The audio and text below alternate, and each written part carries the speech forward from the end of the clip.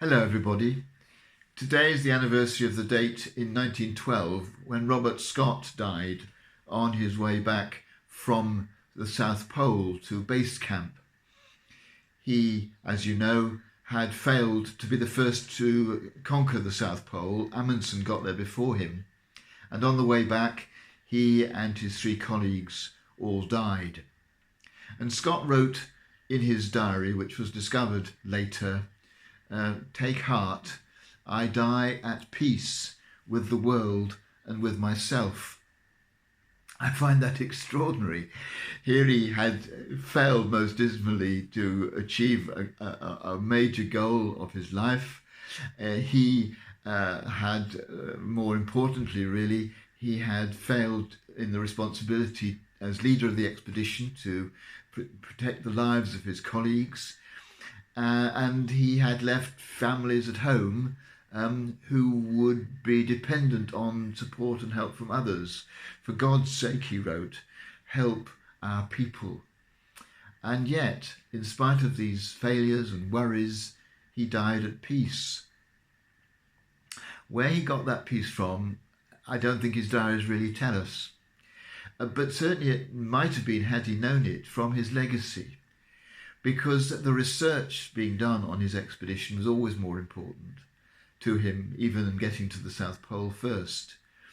And indeed there were huge advances in meteorological study, in the way in which photography can be done on expeditions, in glaciology, which was a science that was more or less founded on that expedition.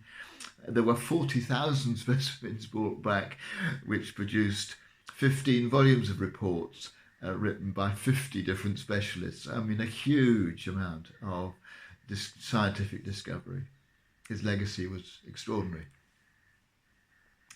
Today is the first day of Holy Week, and we think about Christ going to his cross. I wondered, as I thought about Scott, how Jesus looked back on his life. Did he see it as a failure?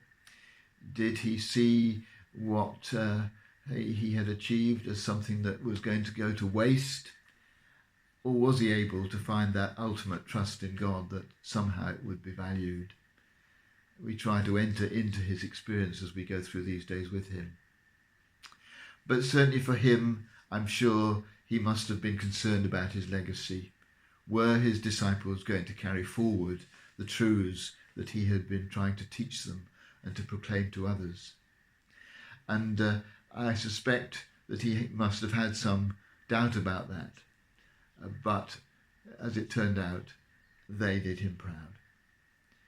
I think myself today about how I would feel were this to be my last day. Would I look back on my failures, of which there have been many, and allow them to dominate my thinking and be full of regret? Or can I actually focus more on the positives, on the people that I have loved and have loved me, and the legacy of those relationships? And can I die, if it were to be today, which God forbid, at peace with the world and with myself? I would like to try today to do that thinking that will enable me to feel at peace with those around me, at peace with what I've achieved, and at peace and without fear at dying.